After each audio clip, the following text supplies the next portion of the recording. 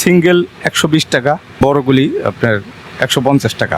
দর্শক, বুড়িগঙ্গা নদীর বুকে ভাসমান সেই বুড়িগঙ্গা বোর্ডিং দেখতে পাচ্ছেন আপনারা। আপনাদের দেখাবো, আমার পেছনে ঠিক রয়েছে বুড়িগঙ্গা নদীতে ভাসমান চারটি বোর্ডিং, যেখানে দূর দূরান্ত থেকে মানুষ কৌতূহল এবং আগ্রহের বসে আসছেন।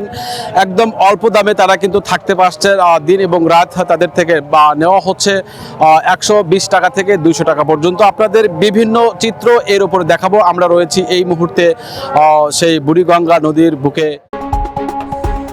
ঢাকার ব্যস্ততা, যানজট আর অবিরাম কোলাহলের শহর থেকে মাত্র কয়েক মিনিটের দূরত্বে যেন এক ভিন্ন জগৎ। বুড়িগঙ্গা নদীর বুকে ভেসে থাকা এই হোটেলগুলো অনেকের কাছে শুধু একটি আবাসন নয়, বরং স্বস্তির এক আশ্রয়। রাজধানীর বাবুবাজার ব্রিজের নিচে নদীর উপর ভাসছে 4টি আবাসিক হোটেল। 2 তলা বিশিষ্ট প্রতিটি হোটেলে রয়েছে প্রায় 70 থেকে 80টি কক্ষ। স্বল্প আয়ের মানুষ, শ্রমজীবী কর্মী ও দূর দূরান্ত থেকে আসা যাত্রীরাই এসব হোটেলের প্রধান অতিথি। এখানে একটি সিঙ্গেল রুমে রাত কাটানো যায় মাত্র 120 টাকায়, আর ডাবল সিটের কক্ষের ভাড়া 150 টাকা।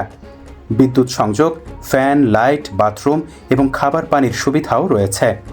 সীমিত আয়ের মানুষের জন্য এই ভাসমান হোটেল যেন স্বপ্নের এক রাজপ্রাসাদ।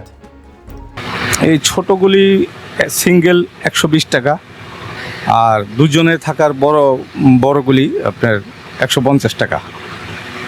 নিরাপত্তার ব্যবস্থা এখানে কেমন? না, নিরাপত্তার ব্যবস্থা তেমন বলতে মনে করেন আপনি যার মনে করেন আপনি নিয়ন্ত্রণেই রাখতে হয়। অনেক সময় দেখা যায় যে কারো বাইরে থেকে জুতা নিয়ে যায়, মাঝে মধ্যে হয়তো মনে করেন এরকম শুনি, কিন্তু আমার বেলা আমি দীর্ঘদিন 5 বছরের উপরে আমি এখানে আইসা যায় থাকি, কিন্তু আমার বেলায় তেমন কোনো ঘটনা ঘটে নাই। বাইরে থেকে মনে করেন আপনি আসলে এখানে মনে করেন আপনি নিম্ন আয়ের মানুষ, স্বল্প আয়ের মানুষরাই মনে করেন এখানে আইসা থাকে। বিদ্যুতের ব্যবস্থা কেমন আছে? বিদ্যুৎ মানে সর্বক্ষণিক থাকেই, তবে যদি আপনাকে লোডশেডিং হয় তখন রাত্রে মাঝে মধ্যে মনে করেন আপনি নদীতে মনে করেন আপনি ট্রলার চলে, ওই ট্রলারের আওয়াজটা মনে করেন আপনি আপনার নদীর থেকে পাওয়া যায়, শব্দটা পাওয়া যায়। এবং রাত্রে মনে করেন 12টা-1টার পরে নিরিবিলি হয়ে যায়, তখন আর কোনো সারা শব্দ পাওয়া যায় না। যার ঘুমন্ত অবস্থায় তার মনে করেন আর কোনো খেয়াল থাকে না। এখানে পাশে মসজিদ আছে, ওই মসজিদের মনে করেন আপনি ওখানে মনে করেন গোসল করার জন্য ব্যবস্থা আছে, কাপড় ধোয়ার ব্যবস্থা আছে, পয়সা দিয়ে করতে হয়, পয়সা দিয়ে কাপড় ধোয়া এবং গোসল করার ব্যবস্থা আছে। কেউ কয়েকদিনের জন্য, আবার কেউ টানা 2 থেকে 3 মাস পর্যন্ত অবস্থান করেন এখানে। কম খরচে থাকার সুযোগ থাকায় অধিকাংশ সময়ই কক্ষগুলো বুকিং থাকে।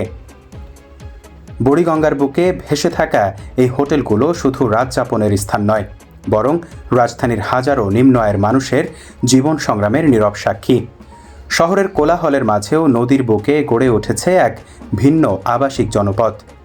শহরের কোলাহল থেকে একটু দূরে বুড়িগঙ্গা নদীর উপরে যে ভাসমান 4টি আবাসিক বোর্ডিং আপনাদের দেখিয়েছি, এ যেন শুধু একটি বোর্ডিং নয়, এটি মনের শান্তি যেমন দিচ্ছেন। প্রাকৃতিক পরিবেশ, নদীমাতৃক দেশ বাংলাদেশ, সেই নদীর আনন্দ, নদীর আবহাওয়া, নদীর যে সুখ, সেই সুখকে উপলব্ধি করতে দেশের বিভিন্ন প্রান্ত থেকেই মানুষ কিন্তু আসছেন রাত্রি যাপনের জন্য এই বুড়িগঙ্গা নদীর তীরে। ভাসমান যে বোর্ডিং রয়েছে, সেই বোর্ডিংয়ে বাবুবাজার ব্রিজের নিচেই এই বোর্ডিংগুলো রয়েছেন। আমরা ভাড়ার বিষয়ে জেনেছি, খুব সীমিত পরিমাণ, 150 থেকে 200 টাকার মধ্যে তারা রাত্রি দূর দূরান্ত থেকে যে যাত্রীগুলো আসেন তারা রাত্রি যাপন করতে পারছেন। নিরাপত্তার ব্যবস্থা রয়েছে বেশ ভালো, বিদ্যুতের ব্যবস্থা রয়েছে, ফ্যান রয়েছে, খাবার পানি রয়েছে, খাবার তারা বাহির থেকে খেয়ে নেন। এই ছিল আমার কাছে সর্বশেষ খবর। মোস্তাফিজুর রহমান, অগ্রযাত্রা প্রতিদিন, ঢাকা।